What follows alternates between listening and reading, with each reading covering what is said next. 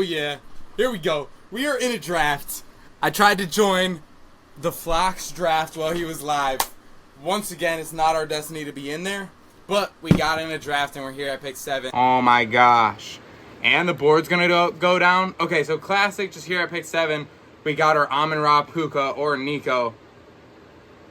And I've been diversifying pretty well between the three of them. Normally Amon-Ra as the most. And I'm actually just going to go with my Nico in this one. That's probably some of the earliest I've taken Nico Collins. But he's the one who has the upside to be a top 5 pick in 2026 fantasy. So I'll take him there at 7. Let me figure out how I can get this board back up because this shit's hoeing. All right, as long as that doesn't just shut down on some dumb shit, we should be big chilling. Coming back here, let's check the board. Amon-Ra goes at 12. Puka's gone. So, you know, we got our rankings. This is our classic ADP. We were also watching Flock's video today on the best fantasy strategies. The A strategy being the balanced drafts. Alongside the other top one that was like the wide receiver heavy or whatever. So we're going to show you, even with a D-Hen going here at like a 16, you know I love my guys like a Brock here, but for the power in this draft, we're going A.J. Brown. Bring in that second wide receiver, hammer the wide receivers early. You know the wide receiver values of you got to start 3, most weeks 4. So we're going to use our first 2 picks here on Nico, taking him at our spot, not waiting for him to fall, over guys like Amon-Ra and Puka, which we are getting a good mix in. And then at that back turn, loving when guys like D-Hen fall, but don't make it to 18 too often, where we see a lot of A.J. Brown. We enjoy taking Josh Jacobs when that's what's meant, but that's a little on the early side for us, even though we have him ranked at pick 17. Brock Bowers, love taking him there. But we get to be here kind of in the middle of the draft, where at that next pick, if you find yourself with a Trey McBride, smack it. Otherwise, it's your Kieran or your Tyreek or your McLaurin or your Rashi, which he rarely makes it to, G-Will, etc. Jacobs, obviously, but he rarely makes it out there. And this is kind of how I'll rank these picks. And then Josh Allen, Lamar, and Kieran. So, 7 picks away here. See us finishing out this second round. We've been seeing a lot of teams do this Jamar Chase, Tyreek Hill thing, which could definitely be scary at the wide receiver position this year. I do like that correlation. I think it's a pretty common one. Ooh, and they take Lamar as their lock-it-up first pick of the 3rd round. So, 2 picks away. Trick or Trey. We'd love to make it. Our 3rd wide receiver, we'd love. Josh Allen, we'd love. And our first RB, we'd love. So, 3 picks away. And we got a guy at all 4 positions. So, we're chilling with whoever we get here. Definitely enough. McBride goes. Which, in that balance draft strategy, it's having 1 quarterback, 3 running backs, 4 wide receivers, and 1 tight end within 10 rounds. So naturally just not worrying to try some crazy strategy and just taking your best guys. Now my question is answered easily. I'm going to go with Terry McLaurin. Just because I believe in this. I believe in this OP wide receiver, Nico Collins, A.J. Brown, Terry. That's just unstoppable. Takes it all the way to first through the league. And, like, you look at that team when they're in first, and you're like, oh, yeah, like, their receivers just got 400 fucking more points than ours. And, obviously, you like how we love taking a Josh Allen, or, obviously, Lamar's already gone in this one, but a Lamar at that pick in the next one. Similarly to loving guys like a Kieran at that pick, it's like when you got guys who I'll make my tiers list because Terry's in that end of the last tier. Have all 3, man. Have your Nico, AJB, Terry. That shit's scary. And then we're gonna be again 7 picks away. Like we're at that middle. So we'll let this back half pick their guys, and like we've kind of been feeling of that OGQ, which 2 are left. 1 being James Cook. We were probably always going to get 1 at this 4th pick, which means no attachment to who I get here, but realistically, we'll probably have a James Cook fall to us. As all these guys got their 2 RBs, this guy doesn't, but, like, he's not going to be looking at a James Cook. He's going to be looking at his 3rd wide receiver. or his QB like a Jalen Hurts. And that's another interesting one. We could always stack Jalen Hurts to this team. Could always stack Jalen Hurts to this team. Now, I've been seeing some dumb shit. Burrow going at pick 71. Flock, you getting Burrow at 71. That shit don't happen in my leagues. Because if he makes it to like 60, I take him. But I got him at my 42 in the ranks. So it's interesting, man. I don't need to take any QB like that over Jaden Daniels when realistically, you know, if the first team goes and gets his Joe Burr QB stack, then he might be gone. But he already took Lamar. So there's always a good chance you get Joe Burr falling to your fucking 55, even 66. I don't think he could ever fall to a 79. If he does, that's just free value. And then like we kind of felt out of that first tier, we'd have one make it back to us. So we start our team with the balance: James Cook, Nico Collins, A.J. Brown, Terry McLaurin. And we'll continue to build these rooms, and our wide receivers are fucking beasts. So go around that turn, and we'll definitely have big interest in a Jalen Hurts if he's making it there at 55. But also how we know we love this whole grouping of RBs: Chuba Hubbard, Kenneth Walker, Kamara Mixon, and R.J. Harvey. And then if we got both QBs on the board between Hurts and Joe Burr, then we'll take one of those RBs and look for one of Hurts / Burr on the way back, knowing that this team at 12 has their QB, and these 4 teams in between me and 12 are really focusing on getting their skill positions, building their quarterback rooms later, where if both of them are on the board, we get one at pick 66. Whether stacked with our AJB as Hurts or as QB3 with Burrow. So we get our first RB of that grouping gone at 49, which is very early. You kind of love to see it. Now, this tiering of RBs is an interesting group. I want you guys to let me know which ones do you actually have the highest value for. Rank fantasy expectations for this year's Chuba Hubbard on the Panthers, Kenneth Walker on the Seahawks, Kamara with the Saints, or Joe Mixon with the Texans. Now, since I have 4 of these RBs and I only have 1 of the QBs because Hurts went, you guys know I love taking Burrow, especially at this pick. Whether or not we could have gotten him at the next pick, the world may never know. But if we can make ourselves... Man, I think I just got to get this RB. Chubby Booby, RB2. And, yeah, I was going to say whether we get Joe Burr at the next pick, the world may never know. But now the world will know. Like I prefaced, these 4 teams are looking for their skill position guys, emphasizing their quarterback room being built later. Taking their Alvin Kamara, taking the K9 who should come soon. And then this guy at the turn has his QB. So, we're going to watch these RBs go that if we took Joe Burr, we would have missed out on. Chuba would definitely not make it back to us, and the other 3 are gone. And then it's up to Destiny. Only Destiny knows. But realistically, as created, bro, these 4 teams, probably one is taking a tight end. If, maybe they take their Sam Laporta. But again, like that team, taking their skill player. We see Merrick looking to take his skill player here, Chris Godwin, be his wide receiver 4 when he's back healthy. It's a similar thing we're about to see here with Ferrum taking his second RB, Travion Henderson, and Whiskey looking for probably his 4th wide receiver as well at that flex play. Whether he takes Chris Olave, James Conner, Jerry Jeudy. And then that's how you get Joe Burr to make it to you at pick 66, where you've got Joe Burr, James Cook, Chuba, Nico Collins, A.J. Brown, Terry McLaurin. Build the tight end room, and let's cook these kids, man. This shit is destiny. We've got our first sponsored draft coming for the channel that we recorded the other day with my roommate and his younger brother, who is a 14-year-old fantasy prodigy. But we had some technical difficulties with the screen recording, so you guys probably are seeing this video first, and then you'll see that sponsored draft come out. But that team's gross too. It's really just all these teams, if you have fantasy that's on your side, just come out nutty. So we're going to see how this team progresses, and I mean, man, it only makes sense.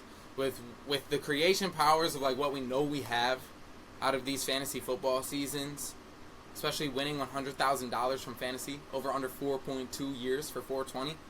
We're in year 2. Naturally, all our teams are going to look gross, man. And then it's like, don't let some Sam Laporta make it to us. Because either way, you know, we love our... Yeah, nice, right. We love our Shakir, we love our Reed, like our Golden, even like our Swifts. Caleb Johnson's, Pacheco, it's like almost all the guys out here are nice. But you know, realistically, for a team like me, we're taking our TJ Hawk. And I can probably pick my choice of the first, except for the fact that none of these teams in between have a tight end. So, if I feel big attachment, which if Reed makes it, I'll take him. Outside of that, I'm going to take Hawk as this first one, which you kind of felt as destiny coming because Reed had to go, so that I'll take Hawk as my first pick here, be our tight end 1, which we found ourselves, we made a video about last year, taking too much Hawk at the start of the year, knowing that we would need to have the year 1 dip in production, and year 2 would allow from that injury to come back. And we've still had some hesitations that are baked into his average draft position, his price that you have to draft him at. Because now, what's the quarterback situation? What's this offense even? Realistically, TJ Hawkinson is a great value who has shown his fantasy-relevant tight end production and should be producing out here as, what is he? The 5th tight end off the board? Bowers, McBride, Kittle, Sam Laporte, and Hawk. I mean, you're drafting the 5th tight end off the board 5 rounds later than the 1st, for example. So it just kind of shows you that you might be able to take some of the most value out of a tight end like that, especially because we're going to build a room of 3, you know? That's definitely what we learned from last year is like, if you take Brock or McBride, or maybe Kittle, you can have 2. But anyone else, take 3 tight ends. Just build your team with 3. Otherwise, an injury or a bye week problem and like your team's down for the count at the tight end position, it's going to be hard to make up those points. Now, making it back here at this next pick, I'm really in between both Cooper Kupp and Darnell Mooney. The Moonster, who put up 161 last year and should have higher upside, and Cooper Kupp, who we've been drafting a good amount of, and people are saying is fucking unstoppable out of the slot. And that's who we're going to bring in as our 4th wide receiver. Whether he plays at the flex each week or just fills in certain weeks, it's not something that matters. It's that Cooper Kupp, being drafted at pick 91, in this draft pick 90, should realistically boost production from where you're drafting him at. He is a better wide receiver than majority of the wide receivers out here, in a much better situation where JSN's going to be the highlighted wide receiver 1, and Cooper Kupp, you know, last year we were saying Jameson Williams, best wide receiver 2 in the league. He definitely might have just gotten his role taken for that by Booper Buckington. So, you know, I don't draft him too much, but I've been getting him a good amount when that's what I need out there. 9 picks away, I'm going to fill my water. And, by the way, we need one more RB for that balance A-plus strategy. All right. Who do we have here? Jaylen Warren, Keon Colster, and those are probably the only guys I'm taking. Maybe Evan Engram, maybe Rashid Shaheed, maybe Najee Harris. So, is our first guy Keon? The ultimate question.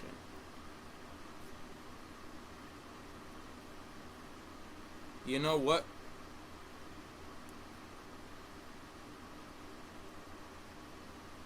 Nah. Oh yeah, I guess it is. So the first guy, Keon, that'll just work if we get year 2 production. If he starts getting some real games. He only put up, you know, however many fantasy points last year. Go green. At this next pick, we're not going to take Shaheed. We are probably going to take either Najee, who will put up some fantasy points, at least in the early part of the season, or Evan Engram, who could be our second tight end. But it seemed a little early, especially for that balance strategy, especially because we also like Jonnu. But our next pick is at ADP of 114. And For those of you who have been watching the channel, y'all probably should know who we're actually taking there. Now, Evan Engram goes. We still see Najee at the top of the board. We see Cam Scatterbo leading the ADP, which you guys know I do believe in Scatterbo. I think he's a beast. You got Dak Prescott, Luther Burden, Charbonnet. A lot of people would think take Charbonnet with the... Oh, I didn't get K9. I took Chuba. But if you were to take K9... But, man, we've told y'all who our favorite value out here in drafts is. Najee goes 2 picks before us. Jonu's still technically at the top of our queue. But the guy we are taking here is our RB3, Javonte Williams. The RB1 over in Dallas, the upgraded offense. And you're building your team with. Alright, in the balanced strategy, within the first 10 rounds, you have 1 quarterback, Joe Burr. You have 3 RBs, James Cook, Chuba Hubbard, Javonte Williams. You have 4 wide receivers, Nico Collins, A.J. Brown, Terry McLaurin, Cooper Kupp. And you have 1 tight end, T.J. Hawk. We also have Keon, and it's time to finish building out the room. 2 more tight ends. 1 to 3 max RBs. And we'll probably take a 3 QB room here with something sneaky at the end that we're not attached to, but if it opens up, which it often does, we'll do. And inside of that, do you guys think Sam Darnold or Jalen Milroe is the quarterback come the fantasy playoffs? Let us know down below. Is Sam Darnold playing, still starting, by weeks 15, 16, and 17? Or has Milroe taken over and is potentially putting up rushing upside fantasy points as your 18th round fantasy pick in best ball? Let us know down below. As we're getting ready here, 6 picks away for our 11th pick on the squad. You guys know the Destined QB room from the Destined Draft, our first ever video that started the channel, is Joe Burr and Jared Goff. So I had that queued. He goes. Christian Kirk will return upside at his wide receiver position out of the slot. Having him paired with Nico Collins could be fun. Herbert could be a great tight end or quarterback too, along with a lot of these other guys. J.K. Dobbins could definitely fill some points. Hollywood Brown will return value if Rashi gets suspended, but there's no attachment there. We love guys like Tucker Kraft and Isaiah Likely. Rashad White could always put in some points, but not anything amazing like this. So, Captain Kirk is going to be the first guy that we take down here pairing with Nico, which is also going to give us upside on taking a CJ Stroud, which would look to be next round. Not going to be attached to it. Justin Herbert goes there at 129. 138 is our next pick before 151, and Stroud sits right about that ADP. Could be a good, valuable QB2, but as you guys know, I'm not ever too attached on that because I also love, as ever many rounds later, Michael Penix, Tua, Bryce Young, Matt Staff, Geno. They're all going to work as your QB2 alongside, however many rounds later, Aaron Rodgers. So for me, it all comes down to I'm not attached to these earlier QBs, even if there's reason for them to be of value. But if guys like J.K. Dobbins were to make it, I'd be taking them. But if none of those guys are really who's here for me, obviously I would like one of these tight ends as my second, which is Destiny for Stroud to go. Because that's going to give us here the ideal of this. Tucker Kraft or Likely or Trey Benson. Does Trey Benson take over rushing role halfway through the season by the fantasy playoffs, etc.? Does he produce? Does he become fantasy relevant as an RB that you can draft out here in the 12th round? Let us know down below. Kraft goes, so we're left with our number 1 Likely. If a guy like Trey Benson makes it to our next pick, we love that as our RB4. Looking alongside QB2 like Tua. Even Rashad White, who I don't love the most with this build because I have such valuable RBs, but Rashad White will return value out here as well. People make too big of a jump between the gap of Bucky and Rashad, completely flipping how they're drafted the year before. You build your ranges, drafting Rashad White here and Bucky out here one year, completely flipping it to build the entire other side of the range, Bucky here and Rashad White out here, just so you can now find your balance in the middle. Next year, you probably see Bucky go like round 4, and Rashad White going like 8 or 9. Now, being 7 picks away, an interesting idea is Jaden Blue, where we have Javonte Williams as our RB3 behind a room that seems of great value, where you would then get your Javonte and this Jaden Blue, who people think could have some explosive runs. So, you know, if there's a game where it's Jaden Blue's game instead of Javonte's, it could be interesting stacking. But, of course, our destiny is not to have him. Jaden or Jalen? Jaden Blue goes before us. And like we've kind of been saying, our leading QB here is Tua. And since we're probably going to go with 3, I've got no problem with Tua or Bryce Young or Stafford or Geno, any of these guys. So Geno goes sooner. We have Tua at the highest of our ranks. Obviously, if he doesn't play all 17, he'll fall short of that, but we have him playing all 17. And then outside of that, you know, our next pick, we're going to be coming back into this range of these RBs that could put up points certain weeks for you. And these wide receivers that could be game winners, these tight ends as well. So, nice. Tua goes the pick before us. And I'm going to take Bryce Young. I didn't even realize there was 0 seconds on the clock, and I was about to just take the big Q, Fantasy Flock's #1 guy out here, who I'm not the biggest on, but they're saying will expand his role and whatever. Realistically, with such a beast wide receiver room that we have, he's not going to play, so definitely enough. We're not taking him. We get our QB2, Bryce Young, also with this cheeky little rushing offense stack of the Panthers, which might not be great, but you know, it's definitely a stat that we noted last year, was teams that advanced having the QB and RB of the best rushing offenses, like Lamar and Dehen is a better example, or Jaden Daniels and Brian Robinson. But Bryce Young and Chuba Hubbard on a discounted Panthers up year could be a great play. Now, Kyle Pitts looks you in the face and says, draft me, draft me. It's time. Motherfucker, we've learned. We don't take that. So, I'm gonna take even over Brenton Strange, Tank Biggs, and I'm not attaching him to my last RB, but he could be our last RB. We have 4 more picks left for the team to make, one of which should be a late tight end like an Okonkwo or etc. One of which should be a wide receiver, one of which could be a quarterback, and then one more that would just be whatever flexes our destiny. So, going through our queue of the only guys left that we would be looking to take, Gasek Daddy. Nick Chubb is like, you really don't need it, but, you know, he will return value out here a few weeks. If you don't have an RB room that you believe strongly in, you could do it, but we pretty much do, so we realistically won't have a Nick Chubb.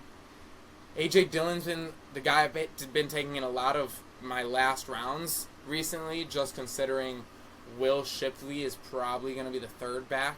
So if the Madden curse does play out on Saquon, you could take A.J. Dillon later than Shipley, who's probably the one who's more likely to produce. Shipley's more like a guy who could have 1 week, week 15, 16, or 17, if your team makes it.